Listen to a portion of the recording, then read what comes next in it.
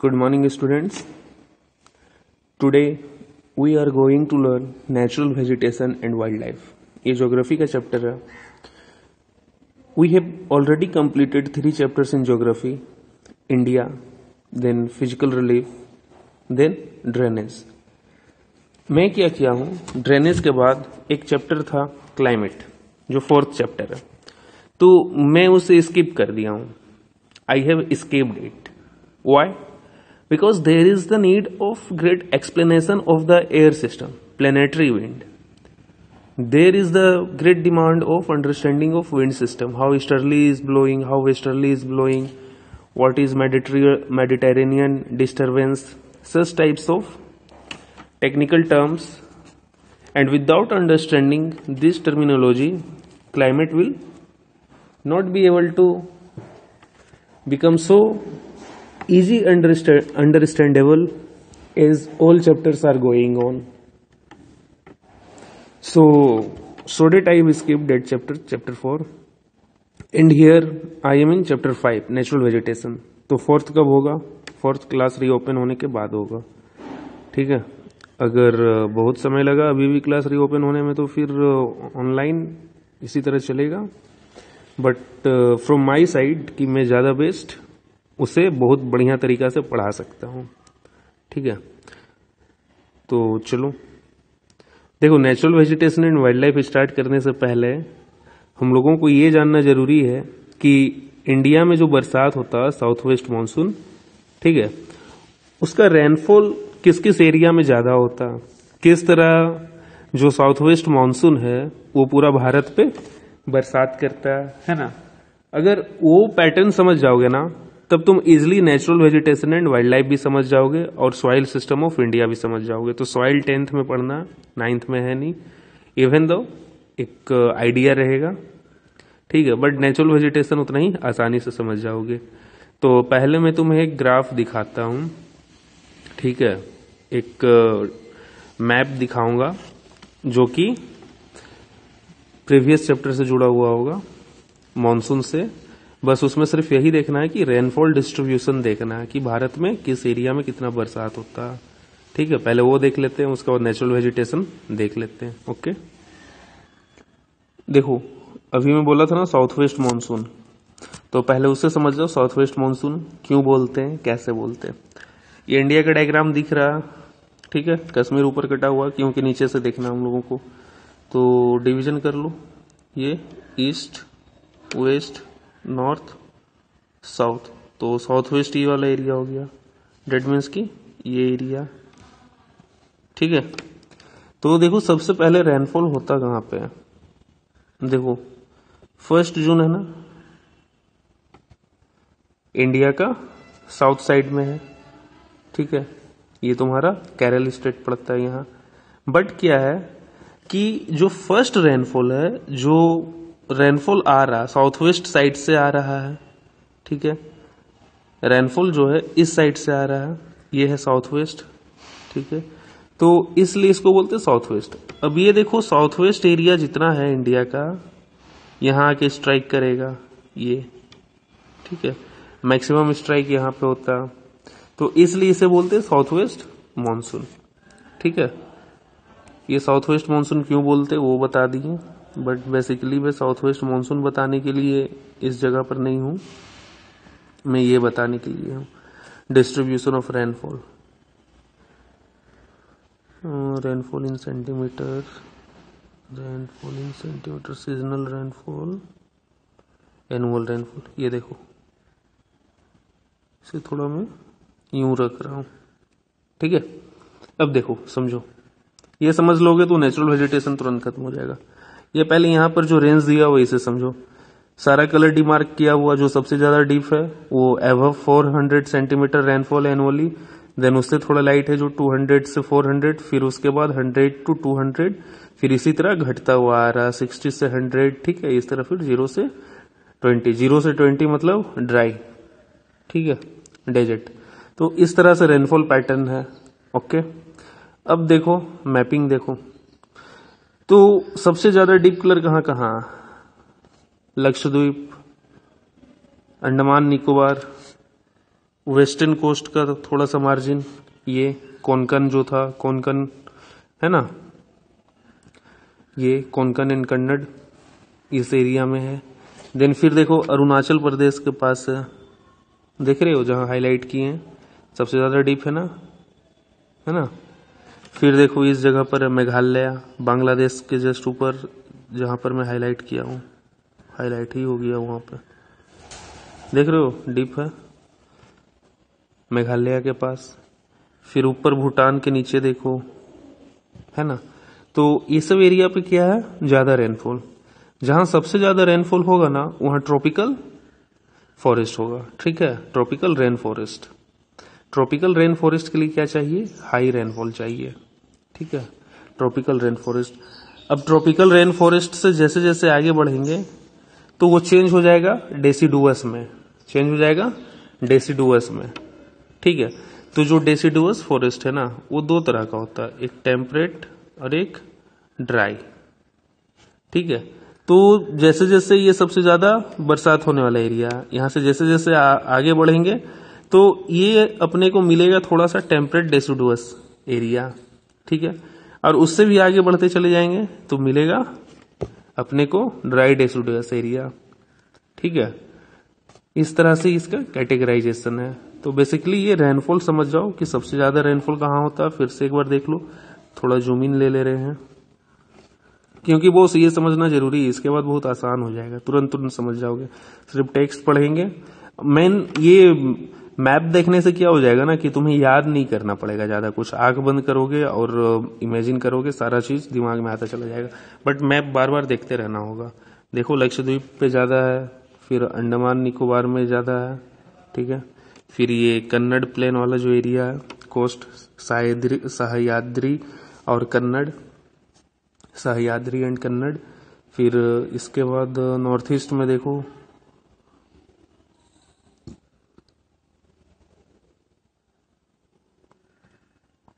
अरुणाचल प्रदेश वाला एरिया पे है, मेघालय वाला एरिया पे है, ठीक है। फिर ये यहाँ बंगाल थोड़ा सा आता है और उसके बाद ये आता है, ठीक है। तो ये एरिया देख लो, ध्यान से देख लो, ये सब काम आएगा वहां, ठीक है। तो चलो अब रिटर्न चैप्टर पे चलते हैं। अब ये वेजिटेशन का ग्राफ है, वो रेनफॉल का ग्राफ था, ये वेजिटेशन का ग्राफ है। तो अब यहाँ पर ये ग्राफ देखो, बहुत ही इजी वे में तुम्हारा वेजिटेशन तुरंत खत्म हो जाएगा। पहले अंडरस्टैंडिंग ले लो, है ना। यहाँ पर देखो कितने टाइप्स ऑफ वेजिटेशन। इनफैक्ट कि अगर तुम्हें natural vegetation and wild life revise करना ना, अगर रिवीजन करना, तो ये ग्राफ से ही सारा हो जाएगा, समझे। देखो यहाँ पर टाइप्स ऑफ वेजिटेशन दिया हुआ, deep colour tropical evergreen forest, फिर tropical deciduous forest, then montane forest, then mangrove, then tropical thorn forest. तो सबसे ज्यादा मैक्सिमम रेनफॉल जहां पर हुआ 200 सेंटीमीटर से ऊपर, तो that is called tropical evergreen forest, ठीक है। ट्रॉपिकल एवरग्रीन फॉरेस्ट क्योंकि हमेशा हरा भरा रहेगा। यहाँ पर पत्ता क्या होता, सेड नहीं, सेड ऑफ नहीं होता। सेड ऑफ मतलब झड़ना, है ना। Tree, here tree do not said of its leaf all together, सब कोई एक साथ में यहाँ पर अपना जो पत्ता होता, लीफ होता, उसे झड़ने नहीं देते। तो ये हमेशा एवरग्रीन दिखता, ये हो गया। देन ट्रॉपिकल डेसिडुअस फॉरेस्ट, यहाँ पर इफेक्ट क्या आएगा, ट्रॉपिकल एवरग्रीन फॉरेस्ट और डेसिडुअस फॉरेस्ट में बस रेनफॉल का कमी आएगा। जैसे ही रेनफॉल घटेगा ना तो वो कहलाने लगेगा डेसिडुअस फॉरेस्ट, ठीक है। अब जो पहाड़ पर्वत पे होगा, हिमालयन रीजन पे, हिमालयन रीजन पढ़े थे ना फिजिकल ज्योग्राफी ऑफ इंडिया में, आर्क सिस्टम जो बना हुआ था, तो वो पहाड़ पर्वत पे जो भी होगा जंगल, उसको बोलेंगे Montana forest, Montana forest. Mangrove forest क्या होगा, कोस्टल एरिया में होगा, ठीक है।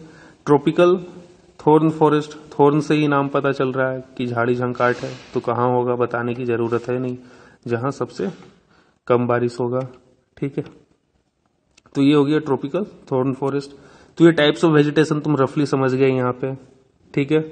टाइप्स ऑफ वेजिटेशन हो गया।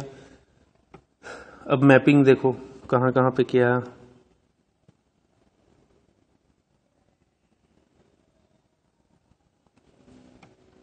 देखो लक्षद्वीप डीप कलर है, अंडमान निकोबार डीप कलर है, ये वेस्टर्न कोस्ट जो है डीप कलर है ना, वेस्टर्न कोस्ट डीप कलर है। ओके, तो यहां पर क्या होगा, ट्रॉपिकल एवरग्रीन फॉरेस्ट होगा। यहां पे क्या होगा, ट्रॉपिकल एवरग्रीन फॉरेस्ट होगा। ओके, जहां पर डीप कलर है, ये देखो नॉर्थ ईस्ट वाला एरिया डीप कलर है, नॉर्थ ईस्ट वाला एरिया डीप कलर है, यहां पर क्या होगा, ट्रॉपिकल रेन फॉरेस्ट होगा। ओके, फिर देखिए कहां कहां पर है, इस एरिया पे बंगाल एंड उड़ीसा का थोड़ा सा एरिया, फिर चेन्नई के पास का एरिया थोड़ा सा, ठीक है। तो ये सब एरिया में क्या होगा, ट्रॉपिकल एवरग्रीन रेन फॉरेस्ट होगा। बात समझ रहे हो। देखो जो मॉनसून होता है दो होता है, एक हुआ साउथ वेस्ट मॉनसून, ठीक है, जो मॉनसून रियल होता है, और एक होता है रिट्रीटिंग मॉनसून, एक होता है रिट्रीटिंग मॉनसून, एक होता है रिट्रीटिंग मॉनसून, मतलब कि जब मॉनसून इधर से रिटर्न ऐसे आता हो। देखो ग्राफ, क्लीन ग्राफ बना रहा हूं मैं, इस तरह से रिटर्न आता हो, क्योंकि साउथ वेस्ट में ऐसे गया ना जी, तो रिट्रीट मतलब रिटर्न आना, तो यूं रिटर्न आएगा। तो रिटर्न आने के टाइम में क्या होगा, इस जगह पर ज्यादा बारिश होगा ना, इस जगह पर ज्यादा बारिश। ओके, और इधर से जाने के समय में क्या होगा, जब साउथ वेस्ट रहेगा, इधर से जाओगे तो इस जगह पर ज्यादा बारिश होगा, इस जगह पर ज्यादा बारिश होगा, समझे। तो जहां पर ज्यादा बारिश हो रहा वहां पे ट्रॉपिकल एवरग्रीन फॉरेस्ट होता है, ठीक है। अब देखो ट्रॉपिकल के बाद क्या, एवरग्रीन के बाद क्या, ट्रॉपिकल डेसिडुअस। डेसिडुअस देखो जैसे ही यहां से आगे बढ़े रेनफॉल कम होगा, यहां से आगे बढ़े रेनफॉल कम हुआ, यहां से आगे बढ़े रेनफॉल कम हुआ। ओके, तो ये क्या हुआ, रेनफॉल जैसे ही कम हुआ तो बन गया डेसिडुअस फॉरेस्ट।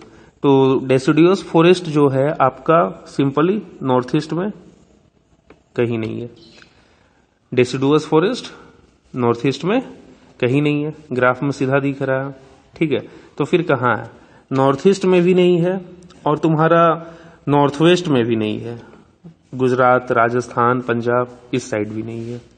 तो फिर कहाँ रहा, rest of the part of India. इस तरह से याद कर लो, rest of the part of India रह गया ना, ना नॉर्थ ईस्ट में है और ना ही गुजरात राजस्थान पंजाब में, सामने दिख रहा है तुम्हारा मैप, ठीक है। तो रेस्ट ऑफ द इंडिया रह गया। ओके, अब बात आता है ट्रॉपिकल थॉर्न फॉरेस्ट, जहां पर रेनफॉल कम होता हो। तो रेनफॉल जहां पर कम होता हो वो कौन कौन सा एरिया, जो लाइट कलर है, एक ये वाला और एक ये वाला। ये वाला दोस्त जो एरिया है ना, इस एरिया को देखो हॉकी स्टिक टाइप का लग रहा, हॉकी खेलने वाला हॉकी, उसी तरह है ना बेंट ये वाला। इनफैक्ट इस एरिया को बोलते हैं हॉकी स्टिक रीजन। कौन सा, हॉकी स्टिक रीजन, ठीक है। हॉकी स्टिक रीजन में क्या होता है ना, कि यहाँ पर पढ़े थे ना हम लोग फिजिकल फीचर्स ऑफ इंडिया में, कि वेस्टर्न घाट है यहाँ पे, हाँ। तो होता क्या है कि इधर से जब साउथ वेस्ट मानसून का विंड आता है ना, तो ये वेस्टर्न घाट से टकरा के सारा रेनफॉल ये वेस्टर्न कोस्ट पे हो जाता है। तो जब सारा रेनफॉल वेस्टर्न कोस्ट में हो गया तो वेस्टर्न घाट का अपोजिट साइड बरसात कम होता है।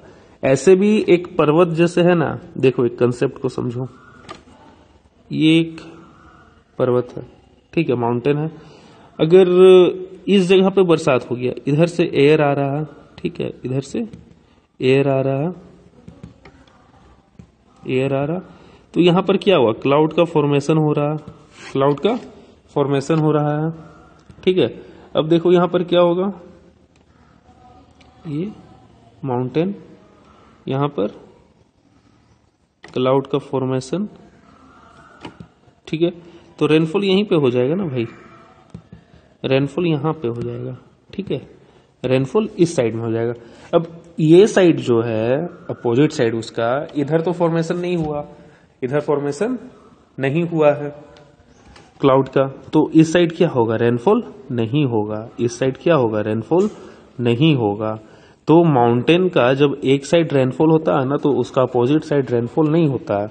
जिधर रेनफॉल होगा उधर ट्रॉपिकल एवरग्रीन फॉरेस्ट होगा, और जिस साइड माउंटेन का अपोजिट साइड, जिस साइड अभी बरसात हुआ है उसका अपोजिट साइड क्या होगा कि वहां पर थॉर्नी फॉरेस्ट होगा। ठीक है, थॉर्नी फॉरेस्ट क्यों होगा? क्योंकि यहां पर रेनफॉल होगा ही नहीं। समझे क्यों? क्योंकि जो सारा प्रेसिपिटेशन है ये इस जगह पर हो गया। ये सिंपल सा कंसेप्ट है दोस्त। ठीक है, तो इससे टेक्निकल टर्म में क्या बोलेंगे? ये तो रेनफॉल साइड हो गया और इससे लीवर्ड साइड, लीवर्ड साइड है ना, इससे बोलेंगे levered side, levered side, levered side. ठीक है, तो उसी कारण से, जो कारण अभी बताए ना, अपोजिट साइड रेनफॉल नहीं होता, तो ये जो हॉकी स्टिक रीजन है ना, हॉकी स्टिक रीजन है, ये जो है ये लीवर्ड साइड है। समझे दोस्त? तो इस साइड रेनफॉल नहीं होगा, रेनफॉल नहीं होगा तो क्या होगा? ये यहां पर तुम्हारा थॉर्नी फॉरेस्ट मिलेगा, क्योंकि रेनफॉल नहीं होगा तो भाई वेजिटेशन नहीं होगा ना, तो ये साइड थॉर्नी रेन फॉरेस्ट होगा। ठीक है, अब फिर इस एरिया में ये वाला जो रीजन है गुजरात वाला, गुजरात, राजस्थान, पंजाब, ये एरिया में पूरा थॉर्नी फॉरेस्ट होगा। ठीक है, थॉर्नी फॉरेस्ट होगा। ओके, देन फिर अब कौन सा बच रहा? मोंटेना फॉरेस्ट बच रहा एंड मैनग्रोव फॉरेस्ट बच रहा। ठीक है, तो जितना भी पहाड़ वाला एरिया है, ठीक है, मतलब माउंट एवरेस्ट का रेंज है, ठीक है, हिमालयन रेंज जो है, माउंट एवरेस्ट तो नेपाल में है, ये हिमालयन रेंज जो है, ओके, ये हिमालयन रेंज में क्या होगा? मोंटेना फॉरेस्ट होगा, मोंटेना फॉरेस्ट होगा। पहाड़ पर्वत पर जो फॉरेस्ट होता है उसको बोलते हैं मोंटेना फॉरेस्ट। अभी मैं रफली सारी चीज को स्केच आउट कर दे रहा हूं कि जब मैं पढ़ूं वहां पर आगे क्या होगा ना, अभी जो टेक्स्ट लिखा हुआ टेक्स्ट पढ़ेंगे तो वहां पर स्टेट स्पेसिफिक नाम लिखा हुआ होगा कि इस स्टेट में होता है, इस स्टेट में होता। तब अब जब तुम देख लियो मैप, अब स्टेट का नाम पढ़ेंगे तो शायद थोड़ा अच्छा लगेगा, आसान लगेगा, क्योंकि तुम्हारे दिमाग में सारा चीज अब उम्मीद करता हूं कि सेट कर गया होगा कहां पर कैसा सीन है। और इनफैक्ट मैपिंग से ही सारी चीज को मेमोराइज रखना, ध्यान में रखना आसान होता है ज्योग्राफी में। ठीक है दोस्त, ये हो गया यहां पर। अब बात आता है मैनग्रोव फॉरेस्ट। तो देखो मैनग्रोव फॉरेस्ट कहां पर मैं दिखा दूं, देखो मैनग्रोव इस कलर का, देखो यहां पर है मैनग्रोव, यहां पे है मैनग्रोव, यहां पे मैनग्रोव। तो ये जो मैनग्रोव जहां जहां दिखा है ना, ये सब जगह coastal area and deltaic area है। ठीक है, ये जो है, ये है, ये है, ओके, ये हो गया मैनग्रोव फॉरेस्ट। तो so let's back to now text. अब टेक्स्ट पढ़ते हैं हम लोग।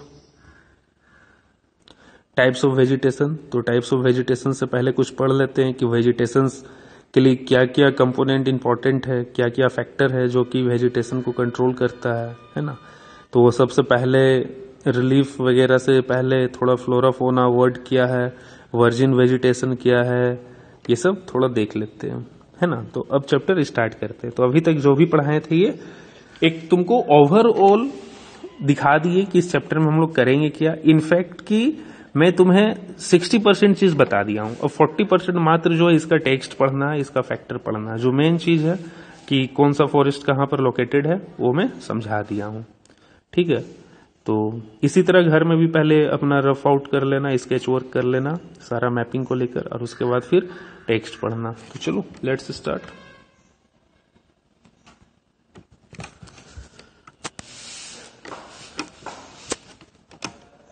You have observed 3 trees, bushes, grass and birds in the fields and parks in around your school. Are they similar? There are variation. India being a vast country, you can imagine the types of biome form available throughout the country. Our country India is one of the 12 mega biodiversity countries of the world. 12 mega biodiversity countries of world में India एक है। तो biodiversity countries होता क्या, जहां पर बहुत तरह का जीव जंतु है ना, वेराइटीज ऑफ स्पेसिस मिले, बहुत तरह का स्पेसिस मिले, उस तरह का जगह को बोलते हैं बायोडाइवर्सिटी। ठीक है,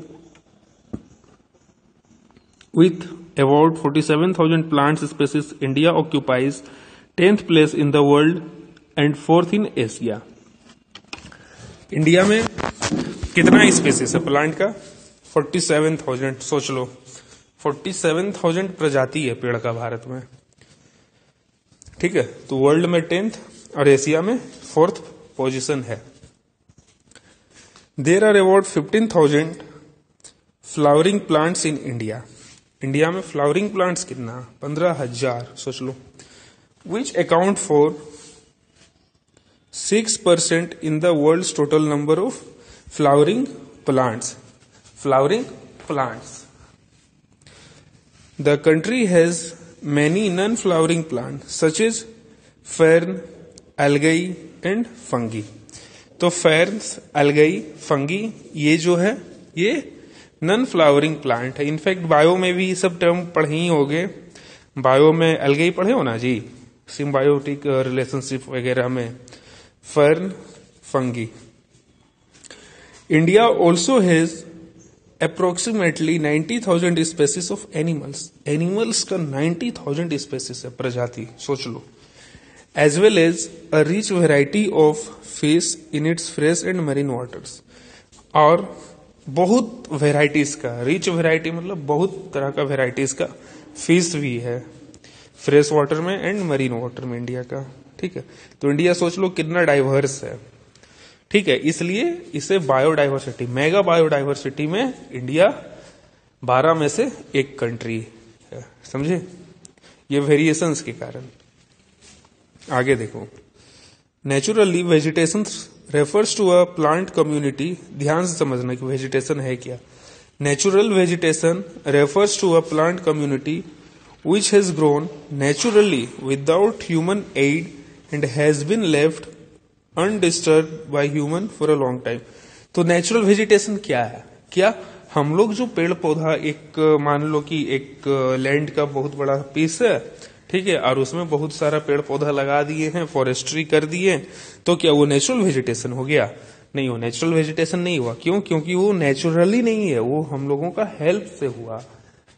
लेकिन ऐसा लैंड पीस जहां नेचुरली हुआ हो, ठीक है, विदाउट आवर हेल्प, जहां ह्यूमन बीइंग का इंटरफेरेंस नहीं हुआ हो, नेचुरली हुआ हो, ठीक है, वैसे जगह को हम लोग क्या बोलते हैं? Natural vegetation. तो नेचुरल वेजिटेशन में क्या आएगा कि प्लांट का कम्युनिटी जो है विदाउट ह्यूमन हेल्प ग्रो किया हो, ठीक है, और ह्यूमन उसे लंबा समय से डिस्टर्ब ना किया हो। डिस्टर्ब करना मतलब क्या? कि पेड़ का कटाई करना। मान लो कि जैसे जंगल में गए और कोई कुछ फल गिरा हुआ है या कोई औषधि लाना है, तो वो डिस्टर्बेंस नहीं हुआ। अगर हम लोग पेड़ के साथ छेड़छाड़ करते हैं, उसे काटते हैं, डिफॉरेस्ट करते हैं, तो छेड़छाड़ करना हुआ, समझे। तो हम लोग छेड़छाड़ ना किए हो, ठीक है। This is termed as virgin vegetation. तो इस तरह का जंगल को क्या बोलते हैं? वर्जिन वेजिटेशन, ठीक है, कि जिसमें ह्यूमन इंटरफेरेंस अभी तक ना हुआ हो। Such vegetation is called virgin vegetation, ठीक है, क्योंकि वो वर्जिन, अभी तक किसी तरह का उसमें कोई छेड़छाड़ नहीं हुआ है, ह्यूमन बीइंग का कोई इंटरफेरेंस नहीं है। ओके, चलो आगे आओ। Thus, cultivated crops and fruits, orchids form part of vegetation but not natural vegetation। देखो, कल्टिवेटेड क्रॉप्स ह्यूमन बीइंग लगाता है ना, फ्रूट्स जो लगाते हैं पेड़ पौधा ह्यूमन बीइंग लगाता, ऑर्किड्स, ठीक है, जो बगानी करता ह्यूमन बीइंग के कारण होता। तो ये सब क्या है? नेचुरल वेजिटेशन में काउंट नहीं होता है। ओके, डू यू नो, पढ़ लो भाई। The virgin vegetation which are purely Indian are known as endemic or indigenous species, but those which have come from outside India are termed as exotic plants। देखो, जो virgin vegetation है, virgin vegetation समझ गए? Virgin vegetation समझ गए कि जो undisturbed रहा हो, जहां पर ह्यूमन बीइंग का इंटरफेरेंस नहीं रहा हो, ठीक है। तो वर्जिन वेजिटेशन वाले एरिया में जो प्योरली इंडियन प्रजाति का पेड़ है, ठीक है, जो प्योरली इंडियन प्रजाति का पेड़ है उसे बोलते हैं इंडेमिक या इंडिजिनियस। इंडेमिक या इंडिजिनियस, ठीक है, ठीक है।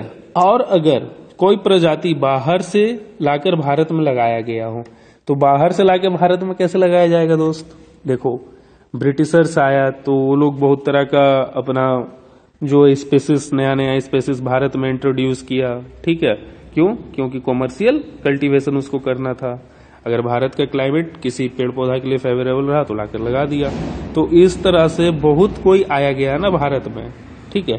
तो जो एंशियंट टाइम से नहीं है, ठीक है, एंशियंट टाइम से नहीं है, जो बहुत पुराना नहीं है, ठीक है। और उसके बाद रिकॉर्ड भी होता है कि भारत में किस तरह का स्पेसिस पाया जाता है, किस तरह का स्पेसिस नहीं पाया जाता है। बहुत लंबा चौड़ा ये इन डेप्थ टॉपिक है, बॉटनी से रिलेटेड है, तो उधर अपने को जाना नहीं है। इतना ही समझो, यहाँ पर जनरल लैंग्वेज, कॉमन लैंग्वेज में समझना, जो कि प्योरली भारत से है, जो कि सिर्फ और सिर्फ भारत से ओरिजिनेटेड है, that is called endemic and indigenous. और जो आउटसाइड से है भारत से, that is called exotic plants.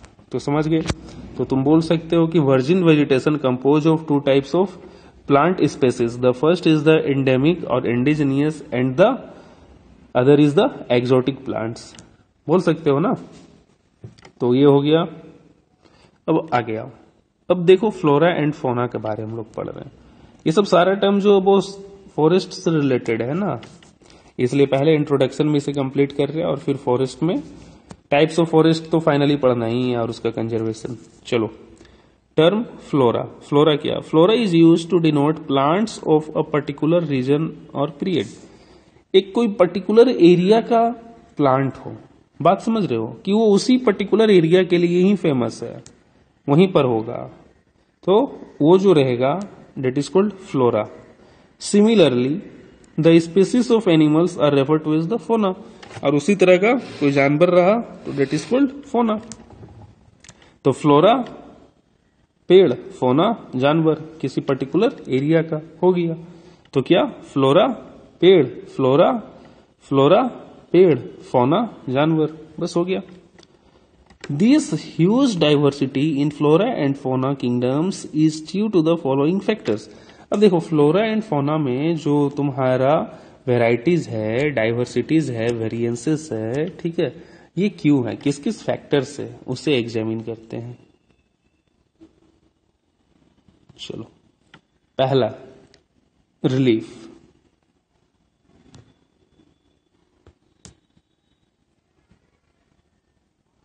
Relief में आ जाओ। पहला land. Land affects the natural vegetation directly and indirectly. Land जो है नेचुरल वेजिटेशन को डायरेक्टली एंड इनडायरेक्टली अफेक्ट करता है। Do you expect the same type of vegetation in mountainous, plateau and plain areas और in dry and wet region? क्या जो forestation है वो यूनिफॉर्म है सब जगह? जैसा माउंटेनियस एरिया में होता है वैसा ही प्लेट्यू एरिया में होता है क्या? और वैसा ही प्लेन और ड्राई एरिया में भी होता है? तो नहीं होता, ठीक है, नहीं होता। The nature of land influences the type of vegetation. तो क्या बात आया निकल के कि जो नेचर ऑफ लैंड होता है ना, वो वेजिटेशन को इन्फ्लुएंस करता है। देखो किस तरह। The fertile level is generally devoted to agriculture. अगर लैंड फर्टाइल है तो वहां पर एग्रीकल्चर करेंगे, है ना। The undulating and rough terrains are area where grasslands and woodlands develop and give shelter to other species और एनिमल। तो पहले यहां तक समझो कि जो नेचुरल लैंड है, ठीक है, वो इन्फ्लुएंस करता है। अब क्या है कि जो फर्टाइल है उसे एग्रीकल्चर के लिए यूज करते हैं, और जो अनड्यूलेटिंग है एंड रफ है, फर्टाइल लेवल से कम नीचे लेवल पे फर्टाइल, वो फर्टिलिटी उसका बढ़िया नहीं है, ठीक है। और उसके बाद रफ टेरेन हो, मतलब टेरेन मतलब क्या? पहाड़ पर्वत, इस तरह का। एक नॉर्दर्न इंडिया का प्लेन इंडिया की तरह नहीं, ठीक है। नॉर्थ ईस्ट में ले लो, जैसे डिफिकल्ट टेरेन हो गया, पहाड़ पर्वत, इस तरह का रास्ता हो गया, ठीक है, वैली वगैरह हो गया। तो उस बीच में ज्यादा प्रोमिनेंट क्या होता? ग्रासलैंड, उस रीजन में क्या होता है ज्यादा प्रोमिनेंट? ग्रासलैंड एंड वुडलैंड, ठीक है। और जब ग्रासलैंड वगैरह रहेगा, वुडलैंड वगैरह रहेगा, ठीक है, ग्रासलैंड रहेगा, वुडलैंड रहेगा, तो वो किस चीज को शेल्टर देता है? वैरायटी ऑफ वाइल्ड लाइफ, बहुत तरह का वाइल्ड लाइफ को प्रोटेक्ट करता है, ठीक है। Now soil, soil, the soil also vary over space, soil vary करता है space to space. Different types of soil provide basis for different types of vegetation, अलग अलग सॉइल अलग अलग वेजिटेशन को सपोर्ट करता। Sandy soils of the desert support cactus and thorny bushes, ठीक है। जो सैंडी सॉइल है डेजर्ट का, वो कैक्टस को एंड थोर्नी बुसेस को सपोर्ट करेगा। While wet marshy deltaic soil support mangrove and deltaic vegetation, पढ़े हो ना मैनग्रोव वेजिटेशन, बताए थे ना। तो वहां पर क्या होगा? वेट भींगा हुआ, मार्सी दलदल, डेल्टाइक सॉइल जो डेल्टा के कारण, डेल्टाइक डेपोजिशन के कारण जो मिट्टी है, ठीक है, such kind of soil support the mangrove and deltaic vegetation. The hill slopes with some depth of soil have conical tree, तो हिली स्लोप पर जो है, ठीक है, हिल स्लोप पे क्या होगा? मट्टी जो रहेगा वो ज्यादा थिकनेस उसका नहीं रहता, पढ़े थे हम लोग, है ना, वो उसका थिकनेस जो होता सॉइल का वो कम होता है हिली एरिया में। तो उस तरह का सॉइल किस प्लांट को सपोर्ट करेगा? Conical tree. Conical tree, conical tree समझ रहे हो ना, लंबा सा रहेगा, और अरे वो क्रिसमस ट्री जो होता है ना, उस तरह का ट्री लंबा लंबा, ठीक है, तो उसको बोलते हैं कॉनिकल ट्री, तो उसको सपोर्ट करेगा, ठीक है।